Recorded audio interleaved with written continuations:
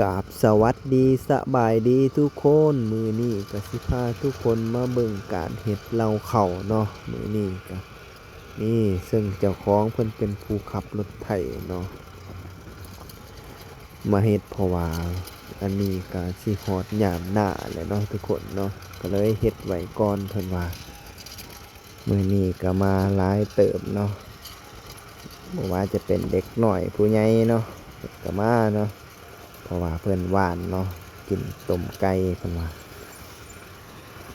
ทุกคน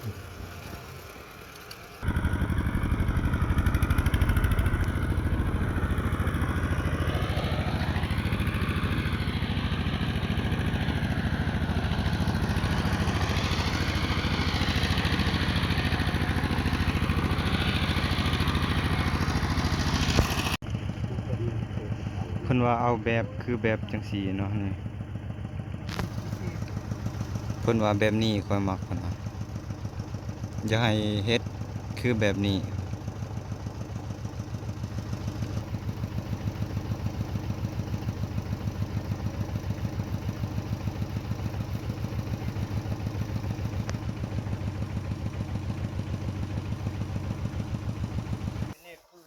ครับสบายดีทุกคนเนาะมื้อนี้ก็มาเฮ็ดเพื่อนเนาะทุกคน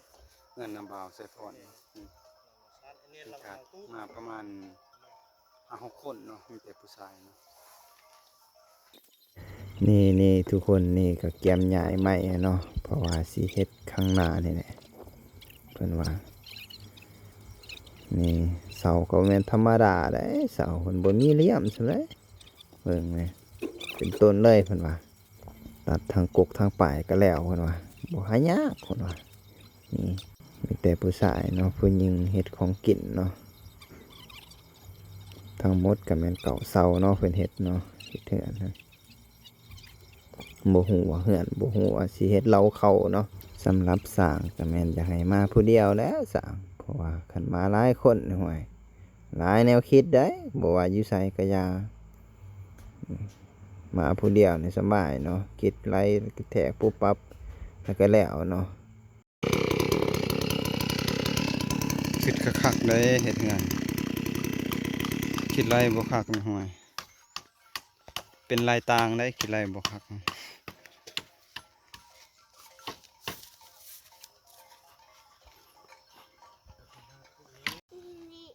ผู้เฮ็ดงานก็เฮ็ดเนาะนี่มุงเพบัดเนาะเพราะว่ามันแดดแห้งนะอันนี้กับประมาณ9 โมง 10 โมงก็เริ่มมันสิแล้วบ่มื้อนี้นี่เบิ่งไหม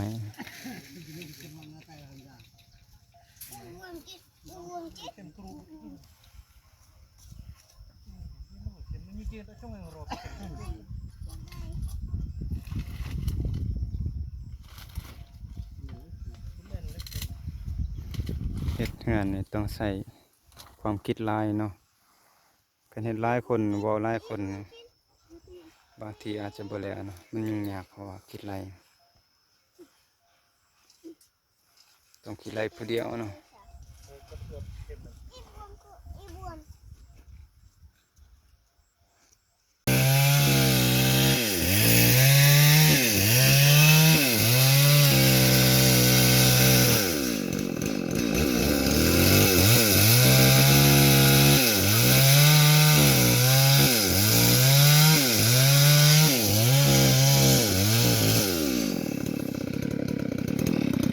เสาที่2เนาะ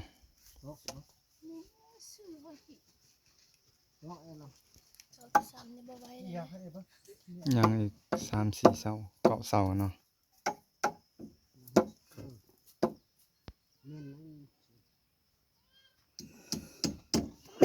อันนี้ก็12 โมง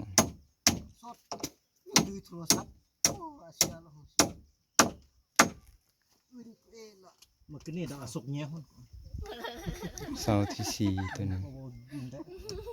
Aku pergi. Hong kan sempekan wah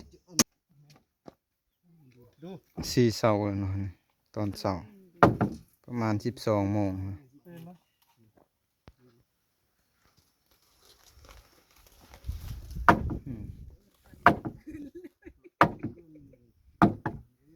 พอดีเนาะก็หลายคนเนาะเข้ามาใหม่เนาะพวกผู้หญิงมา4-5 คนเนาะผู้หญิงกับเด็กน้อย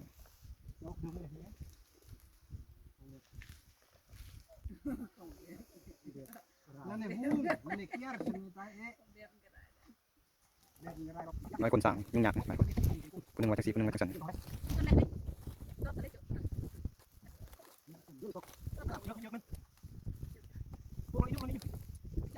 จังเลยงัดแร่ลำนี้นิ้วลอยเลยมันงัดเลย คนบอกนะผู้หูนี่นั่งเว้าเนาะ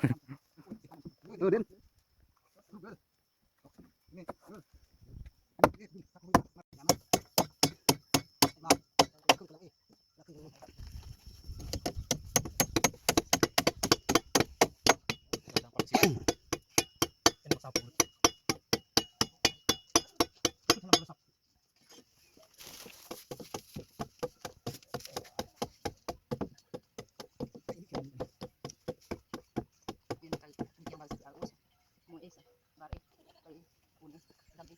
เชื่อมันตัวนี้มีตัวนี้มีตรงตัวนี้มีตัวนี้มีนี่มีไปเลยดัง ทุกคนกินข้าวกินน้ำตอนเพลนเนาะสมมาพาควรนะนี่ก็ฮอนโมงเวลาเนี่ย Dầu ấy ấm hơi tì หลายคนเติบ Dầu เนาะ hơi tì ấy xa ấm hàn bờ bì มาทุกคน Em tao măng Phải biển เมื่อนั้นก็เฮือนเนาะเฮ็ดเฮือนอยู่ทงหน้าเนาะ ใจบนอาจจะบ่มีต้อนมาเนาะมื้อนี้สดน้ำซื่อๆมาทุกคนกินข้าวเนาะมีแต่น้ำมันเนาะมื้อนี้บางทีหลายคนเนาะ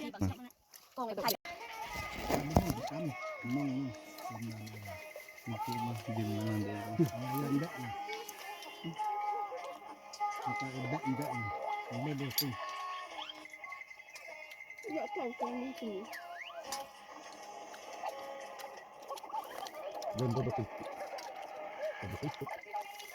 Bọn con là đi liền thì ấy thì là đủ Nên đi liền chụp Không Một cái nào như sẽ là đi liền Chắc lắm, các em sẽ đi mạnh Em sẽ hào đi dòng tay Hãy đã đuổi đi Nhà là bác Bà là cái Phải cái đường là sao cái nông ai nông nó tiền kia Cô đàn chị ăn Tôi ngắm định chị tộc Đạp rồi này Ăn chữ là hả? Mà chữ chị tụi đứt Chị tôi chạy đi đâu đấy Vậy như là một ngày còn Còn tay Ôi tay chạy tay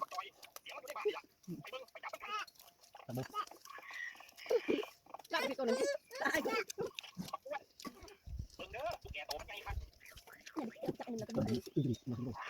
Lên đi Đừng kinh vậy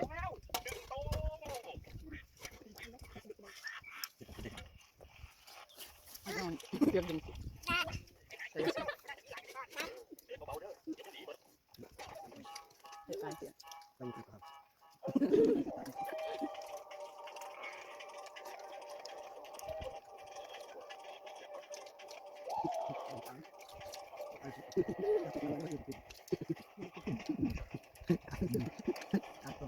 Tôi đạp đồng gì chứ, nhưng đặc biệt chả này.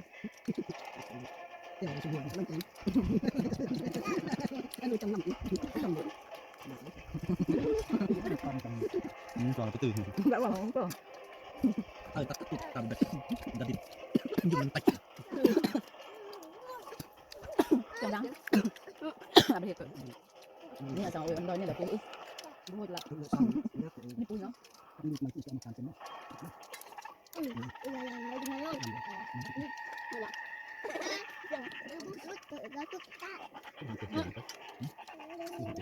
Ini con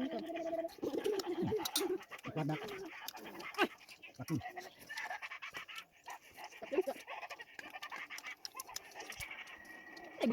lên เอาเหล้าไปมือเบาหนา มันจะมาทำ มาปัดมาตะโกน จะล้างตัวนะคุณตะกอนเอฟเยอะโอ้ยต้องที่ไหนจัง นี่นับเป็นกระงังปัดลุ้นจ้ะ ตีกันเลยดูได้โอ้ฝัน ไอ้ตองยิงตาย ตีอะไรตี นี่ทุกคนแล้วกินข้าวกินน้ำก็สืบต่อเห็นเวียกเนาะก็ยังมีแต่ตั้งเสาเนาะเพราะว่าตอกเรียบร้อยแล้ว ตั้งแล้วพี่น้อง4เสาเนาะ สีเฉา เกือบบ่ได้ แต่กะ อยู่ คอยเฮ็ดจึงได้มันก็ เสา เฮ็ดจะบ่ได้ดอก เห็นหลายคนขึ้นเลยทีเดียวแล้วเนาะ เฮ็ดหลายคนนี่แห้งเฮ็ดเฮ็ดหลายคนแห้งคือกัน แก้มไอ้น้อง กินรถแค่หนึ่งนาทีต่อจากนี้เรา ตัวท่านขนาด หนึ่งนาทีต่อจากนี้เราไปตั้งเลยไม่ต้องบอก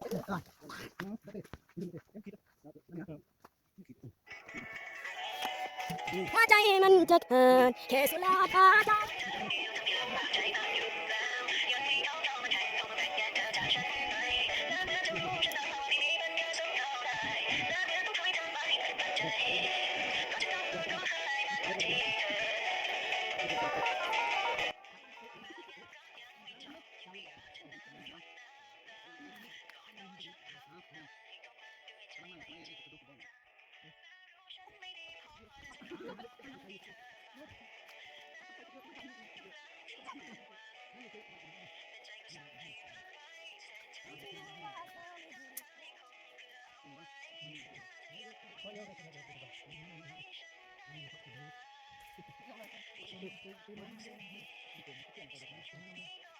นี่คนเดียวบุกไปเดี๋ยวนี้ว่าดู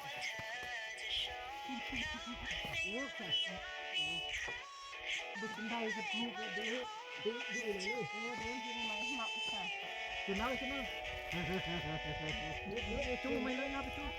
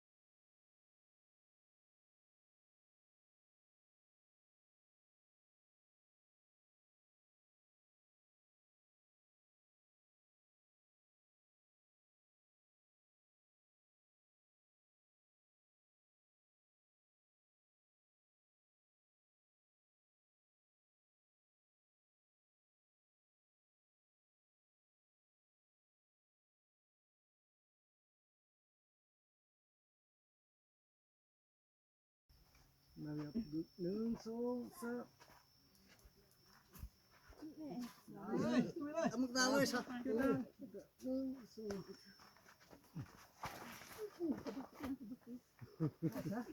ที่เกียนต้องเต้นบังอาจีกินอ่ะ สินามีนเมื่อฮันนี่มีอยู่ใช่ปะจะบอกสินาอยู่มือเปิ้งบังเปิ้งกัน หรือจะได้เอาคำมันเองอยู่บ่นะ โอ้หลังเอกก็เลยคน อันเด้อ อย่าตะเซียนให้เยสลิปให้ตีเซียนเลยอ่ะ 1 8 2 0 ตีพูดถึงหัวตั้มสมองเลยตั้มคนนึงตั้มตุ้ยลองไปเอ็นเนี้ยนั่งในเอ็นเนี้ยไม่เกี่ยมยังดึงเลยลองไปลองยังสินะนั่นนี่ครับลองหน้าเนาะอ่ะเตะละ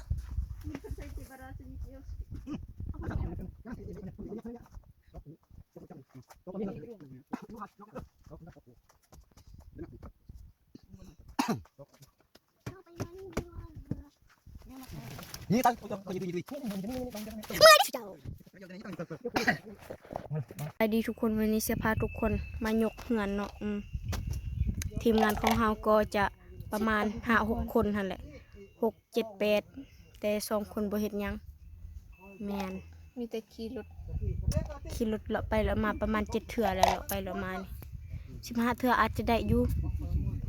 ทีมงานของเราคนนี้คือขี้คร้านสุดอันนี้นี่บ่ต้องหาเว้าด เพ อก ราะสีนาขี้ขานมันขึ้น คันเขาเอิ้นว่า จับ ได้กินตอนใกล้หั่นน่ะเอิ้นมาเข้าเดียวมันไปเลยเฮือนก็บ่แม่นเฮ็ดทึกได้สิเจ้า อันนี้มัน อันนี้คือเอิ้นว่าแปนปอนบ่ชุงมันกินน้ำหวานมันมีแห้งขึ้นเลย ตายแล้วเฮานี่ ชวนพวกคุณ เฮาก็ลายๆไปลายนี่ บัวได้ขี้คาน ไว้สิเจ้าวางยานี่บ่ได้ลีเลยวันนี้ทีมงานของเฮาก็จะมีอยู่6 คนเนาะมื้อนี้มาตอนได้ต้มไก่ก็บ่แม่น กล้องหน้าแล้วจะ เฮ็ดตะปอนมันเนาะสิเจ้าแม่นมีแต่ตะปอนลายบ่ลายนี่เจ้าของหน้าเนาะนี่เมียเพิ่นนี่สมพันธ์แล้วก็มีลูกที่งามแล้วก็ขี้ร้ายแล้วก็ขี้ร้าย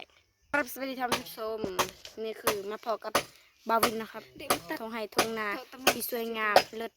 คำสุภาษิตพวกนั้นไม่ต้องเว้าดอกคนรอทางเราเนี่ยต้องการลูกเคยลูกสะใภ้มาทางนี้ด่วนก็รองมีบ่ต่ำ50 ล้านหรือ200,000แต่หมู่บ้านตัดแซมนี่ได้2 ตู้แล้วก็ได้ตะบาดคอเนาะแล้วก็เงินจำนำอีก200,000พอแล้วงานก็เอาขึ้นได้แล้วก็กำไรทองอีกบ่ต่ำดอก30 บาท เกินแล้วล่ะ จะเอาพวกจีนนี่แต่งหน้าไว้มือนี้ปะไว้มืออื่นพอสิแต่งงานพวกเก่าแมนมือนี้นี่แดดออกลายบ่ลายนี่เจ้าฮ้อนก็ฮ้อนได้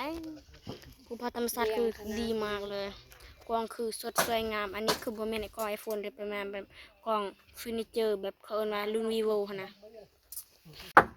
ทอกยืดๆทอกเลยไง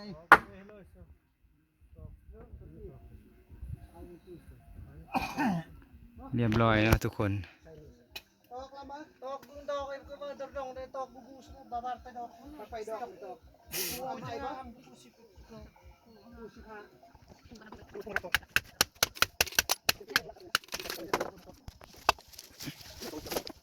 ยังแต่หมุนเนาะแล้วก็ บริโอเคไหมครับก็เป็นลายที่เราหมักตู้ดาวิแล้วก็เงินก็ต้อง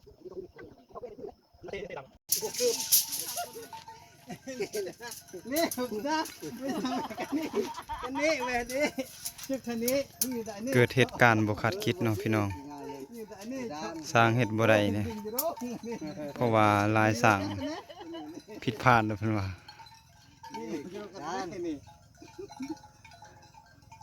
ini mana dicet ni mana pak pok ini dek jurung dek ngak ini ni cok gini mong dek pok pok dek len pok len yang sai cái đây tí yang tang le hu te dok pap dak ki pok ka jule oh le hu len cok che ah dala dang cetuk kết hơ cái nên là chứ mà ยินตามฮะดาราเนี่ยดอกที่นั่นจุมีดันทะเลบ่อยเจ๊กินขอบใจเว้ยเก็บสัก จังได้สร้าง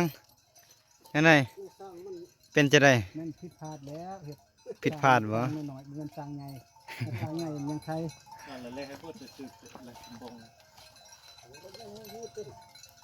มางเนาะมื้ออื่นเพราะว่า งามเบืองนอซานมันสูงโพดเด้ มันสูงนะตัวนั้นครับ เรียกว่า มึงก็หาไว้อีก คือเก่า เดี๋ยวเจ๊ได้ไหมเอ้ย ยังบ่แล้วไอ้ได้มื้อนี้สร้างนี่ ขึ้นนิ่งๆตรงนี้เลยสิแทกมาเลยตรงนี้แทกตรงนี้ แบบนี้หาโปกมาลองนี่กิตาบลอง ดิมิดแปดนี่มันจะตามกินเว้ยกับตรงมิดแปดนี่ ละเอาเกี่ยวบ่พอเลยกิกระดก็ละของจำเดิ บ่ นมาโปก บ่อยู่โรงละพลังนี่ละมึงบ่อยู่โรงละกัดมียากซะมันได้ลังเอคิโอ เอามันนั้นเลยกินอะไรไม่ให้ลังจิโร่ก่อนนะ มันมีคนดูอยู่นี่ยากมันเต้าหู้อยู่เอ๊ะได้ลังอยู่โรงจำได้มีนี่บ่อยู่โรงนี่อยู่โรงนี่แค่นั้นแค่อันนี้ยาคุตีโอ้กินคุณปนยังใส่เลยไอ้ยากก็มันหักหัวเองเดือดเลยแล้วเดี๋ยวเราก็พูดสักที จับเอาซะ พอเนาะมื้ออื่นเฮ็ดตอบผิดพลาดสิแก้ไขมื้ออื่นเนาะบรรยากาศอันนี้ก็ค่ำประมาณ6 โมงเลยไปเมื่อทุกคน